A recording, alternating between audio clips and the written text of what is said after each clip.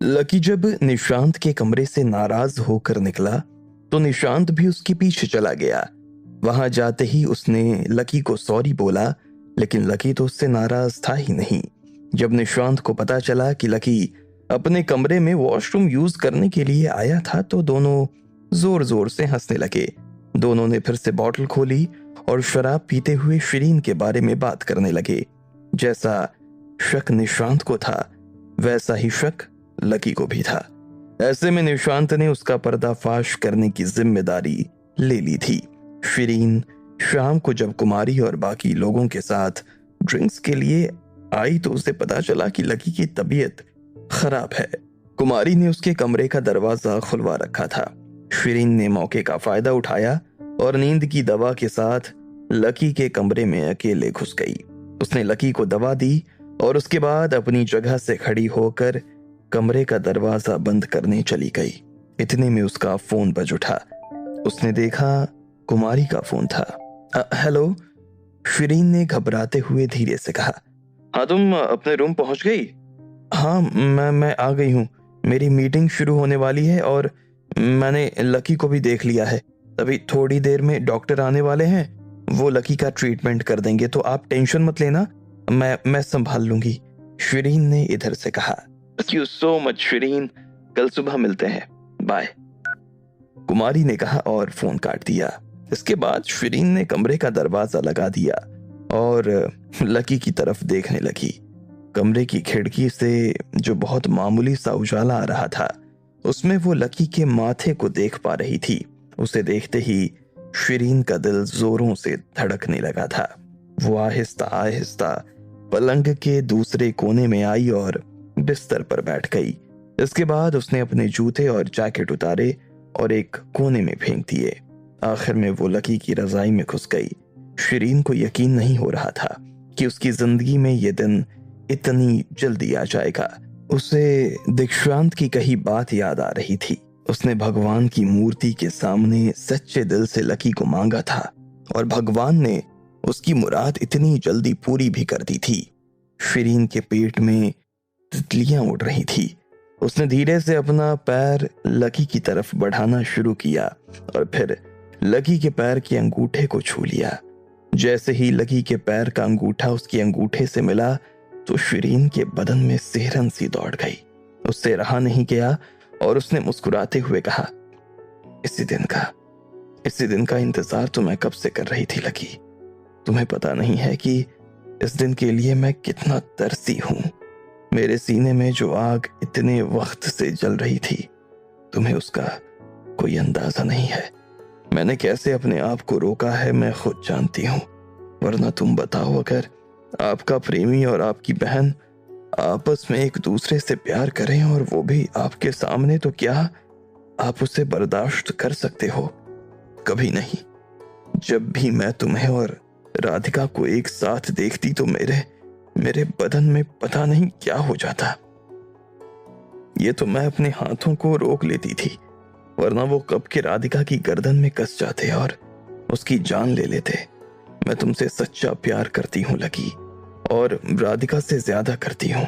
ये बात तुम भी जानते हो, ये बात भगवान भी जानते हैं। शायद इसलिए उन्होंने आज हम दोनों को ये मौका दिया है। मुझे पता नहीं हमारा रिश्ता आगे चलकर कहाँ जाने वाला है। मैं तुम्हारे हालात को जानती हूँ, लेकिन मैं अपने आप को भी जानती हूँ। आगे चाहे जो कुछ हो, लेकिन आज की रात तो मैं अपने आप को रोक नहीं पाऊंगी। और अगर तुम्हारा साथ मिला तो मैं उस राधिका को भी रास्ते से हटा दूंगी। तुम अपने बच्चे की चिंता मत करना। भले ही उसे पैदा राधिका करेगी, लेकिन मैं उसे उसकी असली माँ से भी ज्यादा प्यार दूंगी लकी, तुम्हारी कसम।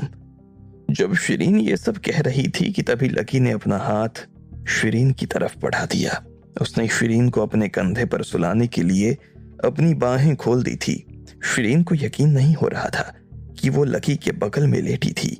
वो महसूस कर पा रही थी कि दवाई ने अपना खेल दिखाना शुरू कर दिया था। ऐसे में शिरीन ने तुरंत अपना सिर लकी के कंधे पर रख दिया और अपनी आंखें बंद कर ली। लकी ने भी उसके सिर को अपनी बाहों में कैद कर लिया था। शिरीन से अब रहा नहीं गया और उसने अपना हाथ लकी के सीने पर रख दिया। फिर वो उसके पास आई और धीरे से उसके गाल को चूम लिया। लकी सिहर उठा। शिरीन शर्मा गई। उसने लकी का चेहरा अपनी तरफ घुमाया और उसके माथे को चूम लिया। आई लव यू मेरे शहजादे, शिरीन ने कहा और लकी की दोनों आंखों को चूमकर मुस्कुराने लगी। इसके बाद उसकी सांसें लकी की सांसों की तरह तेज हो गई थी। दोनों के बदनों में गर्माहट बढ़ती जा रही थी। शिरीन ने अपनी नर्म हथेली लकी के गाल पर रखी और अपने होठों को उसके होंठों की तरफ बढ़ाने लगी। शिरीन की सांसें तेज हो रही थी। उसके होंठ कांप रहे थे। वो लकी के और करीब आने के लिए मचल रही थी। उसने अपने होंठ लकी के होंठों पर टिकाए ही थे कि इतने में कमरे में पड़ा एक फोन बजने लगा। शिरीन हड़बड़ाकर लकी से दूर हो गई। फोन लकी के बगल में रखी टेबल पर बज रहा था। शिरीन तुरंत उठी और अपना हाथ बढ़ाकर फोन उठा लिया। उसने देखा कि फोन पर कुमारी का नाम आ रहा था। उफ, इस कुमारी की तो मैं, शिरीन ने कहा और फोन काट दिया और उसे फिर से टेबल पर रख दिया। वो फिर से रजाई में आ गई थी, लेकिन इससे पहले कि वो आगे बढ़ पाती उसे अचानक से कुछ याद आया और उसने फिर से टेबल पर रखा फोन उठा लिया। उसने जैसे ही फोन का बटन दबाया तो उसका दिमाग खराब हो गया। फोन में रिकॉर्डिंग की ऐप चालू थी। शिरीन की आंखें फटी की फटी रह गई। वो फोन को अनलॉक करने की कोशिश कर रही थी। फोन पर फिंगरप्रिंट लॉक था। ऐसे में शिरीन ने रजाई में हाथ डाला और लकी के अंगूठे से उसे अनलॉक करने की कोशिश करने लगी, लेकिन इससे पहले कि वो फोन खोल पाती दरवाजे की घंटी बजने लगी। शिरीन और ज्यादा घबरा गई। घंटी बार बार बजती चली जा रही थी। ऐसे में वो अपनी जगह से खड़ी हुई और उसने तुरंत अपनी जैकेट पहन ली। घंटी और जोर से बजती जा रही थी। आखिर में वो दरवाजे के पास गई और बोली, हाँ आ रही हूं, शिरीन ने कहा और दरवाजे के पास पहुंच गई। उसकी नजर अभी भी उस फोन पर थी जिसमें उसकी सारी बातें रिकॉर्ड हो चुकी थीं। इस बार जैसे ही दरवाजे पर मुक्के बजाने की आवाज आई तो उसने दरवाजा खोल दिया। जैसे ही उसने दरवाजा खोला तो उसकी आंखें फटी की फटी रह गई। उसने देखा कि सामने और कोई नहीं बल्कि लकी खड़ा हुआ था। तुम यहाँ क्या कर रहे हो? अरे ये मेरा कमरा है, तुम यहाँ क्या कर रही हो? लकी ने शिरीन से पूछा। शिरीन के दिल की धड़कन जैसे एक सेकंड के लिए रुक सी गई थी। इतने में लकी अंदर आया और उसने लाइट जला दी। शिरीन वहां से भाग जाना चाहती थी, लेकिन उसके पैर उठने का नाम ही नहीं ले रहे थे। इतने में लकी बिस्तर के पास आकर बैठा और उसने तुरंत रजाई हटा दी। जैसे ही रजाई हटी तो अंदर से दीक्षांत निकला। वो आधा होश में और आधा बेहोशी में था। उसके चेहरे पर एक बड़ी सी मुस्कान थी। शिरीन ने जब देखा कि वो लकी के पास नहीं दीक्षांत के पास लेटी हुई थी तो उसका मन किया कि वो जहां खड़ी है वहीं धरती में समा जाए। ये यहाँ कहां से आया? शिरीन ने लकी से पूछा। लकी ने इस सवाल पर शिरीन को देखा और बोला, अरे इसकी तबीयत खराब थी, ये मेरे पास आया और बोला भैया मैं आपके पास सोऊंगा। मैं तब खाना खा रहा था, मैंने इसे अपने रूम की चाबी दे दी, पर तुम यहाँ क्या कर रही हो? शिरीन के पास लकी के सवाल का कोई जवाब नहीं था। उसके दिमाग में क्लब में बीता वो पल ताजा हो गया था जब कुमारी ने उसे लकी के कमरे का दरवाजा खुला होने की बात बताई थी। अब उसे समझ में आ गया था कि कुमारी ने उसके साथ चाल चली थी। कमाल है, अभी तक तो वो ठीक था, फिर अचानक से बेहोश कैसे हो गया? लकी ने दीक्षांत की हालत देखते हुए कहा। इतने में उसे टेबल पर पानी की बोतल नजर आई। उसे उसमें से कुछ बदबू आ रही थी। लकी ने उसे उठाया और उसे सूंघने लगा। सूंघते ही उसे शक हुआ और उसने पलटकर शिरीन को देखा, लेकिन तब तक शिरीन वहां से गायब हो चुकी थी। शिरीन, शिरीन, लकी ने चिल्लाते हुए कहा और उसके पीछे कॉरिडोर तक गया, लेकिन उसे शिरीन नजर नहीं आई। जैसे ही लकी अपने कमरे में फिर से आने ही वाला था कि इतने में निशांत, कुमारी और मोहित उसके कमरे की तरफ आते हुए नजर आए। वो तीनों जोर जोर से हंस रहे थे। अब तुम लोग हंस क्यों रहे हो? लकी ने पूछा। बताते हैं, पहले साइड हटो, कुमारी ने कहा और निशांत और मोहित के साथ लकी के कमरे में चली गई। लकी भी उनके पीछे पीछे कमरे में आ गया था। कुमारी दीक्षांत के पास आकर बैठी और उसकी हालत देखने लगी। उसने जैसे ही दीक्षांत को बेहोशी में देखा तो वो फिर से हंसने लगी और निशांत की तरफ देखते हुए बोली, मैंने कहा था ना, ला दवाई निकाल और शर्त के 10,000 अलग। चल चल चल बेटा। एक लड़की को एक लड़का जिंदगी भर नहीं समझ पाता, लेकिन एक लड़की उसे एक सेकंड में समझ लेती है। निशांत ने कुमारी को 10,000 रुपए दिए और दवाई भी दे दी। उसने मोहित से पानी की दूसरी बोतल मांगी और उसके बाद दीक्षांत को दवा खिला दी। कुछ बताओगे कि ये सब हो क्या रहा है? लकी ने फिर से कुमारी से पूछा। कुमारी उसे देखकर मुस्कुराई और बोली, हो तो बहुत कुछ रहा है मिस्टर लकी अग्रवाल, लेकिन ये सब आपको हम नहीं दीक्षांत बताएगा। इतना कहते ही सब लोग बैठकर दीक्षांत के होश में आने का इंतजार करने लगे। लगभग 20 मिनट के बाद दीक्षांत को होश आया। वो पसीने से लथपथ हो गया था। जैसे ही उसकी आंख खुली तो उसने देखा कि उसकी आंखों के सामने ढेर सारे लोग बैठे हुए थे। कुमारी तो उसके सिर पर उसी का फोन लेकर खड़ी थी। पासवर्ड क्या है? कुमारी ने फोन का बटन दबाते हुए कहा। स्क्रीन पर जैसे ही दीक्षांत ने रिकॉर्डिंग ऐप चालू देखी तो वो हड़बड़ा गया और कुमारी से फोन लेने लगा। अबे पासवर्ड बता, मुझे मेरा फोन वापस करो।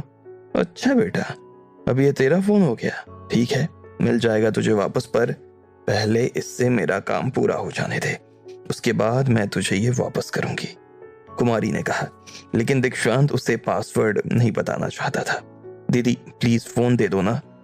हाँ दे दूंगी, मना थोड़ी ना कर रही हूं, पर पहले पासवर्ड बताओ और मुझे मेरे काम की चीज दे, कुमारी ने अक्खड़ अंदाज में कहा। पासवर्ड तो मैं नहीं बताऊंगा। ठीक है फिर। कुमारी समझ गई थी कि दीक्षांत शिरीन को बदनाम नहीं होने देना चाहता था। ऐसे में वो फोन लेकर खिड़की के पास चली गई। वो खिड़की से फोन को फेंकने ही वाली थी कि इतने में दीक्षांत भी अपनी जगह से उठा और दोनों के बीच छीना झपटी होनी शुरू हो गई। अरे क्या कर रहे हो दोनों? जैसे ही लकी ने दोनों को लड़ते हुए देखा तो वो बीच में आया और उसने दोनों को अलग करते हुए कुमारी से दीक्षांत का फोन लेकर उसे पकड़ा दिया। दीक्षांत वहां से निकलने ही वाला था कि इतने में कुमारी ने उसका हाथ पकड़ा और बोली, बात समझने की कोशिश कर पागल, मैंने तुझे जो काम दिया है उसका पूरा होना जरूरी है। मैं बता दूंगा, मैं आपको सब कुछ सच सच बता दूंगा, प्लीज मुझे छोड़ दो, दीक्षांत ने कहा। छोड़ दो इसे, लकी ने कुमारी से कहा और कुमारी ने उसे छोड़ दिया।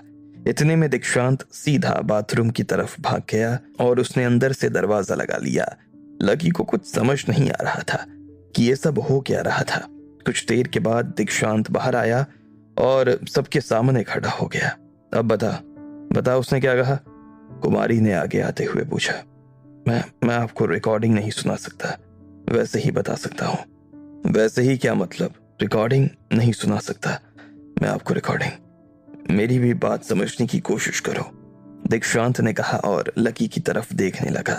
इससे पहले कि कुमारी उसे कुछ कह पाती, दीक्षांत लकी के पास आया और बोला, भैया मैं आपको पूरी बात नहीं बताऊंगा, पर शिरीन आपसे बहुत प्यार करती है और वो आपको पाने के लिए किसी भी हद तक जा सकती है। किसी भी हद तक मतलब किसी भी हद तक। ये सारा जाल हमने उसे पकड़ने के लिए फैलाया था, दीक्षांत ने कहा और लकी को बताने लगा कि कैसे उन्होंने शिरीन को इस जाल में फंसाया था। उन लोगों के मुंह से ये सब सुनकर लकी का तो दिमाग ही खराब हो गया। अब आगे क्या होने वाला था? शिरीन की नीयत का पता चलने पर लकी क्या करने वाला था? और क्या शिरीन कुमारी और बाकी लोगों से बदला ले पाती? आपको क्या लगता है, क्या होंगे इन सभी सवालों के जवाब? कमेंट बॉक्स में कमेंट करके हमें जरूर बताएं और सभी सवालों के जवाब को जानने के लिए सुनते रहिए इंस्टा मिलीनियर सिर्फ पॉकेट एफएम पर।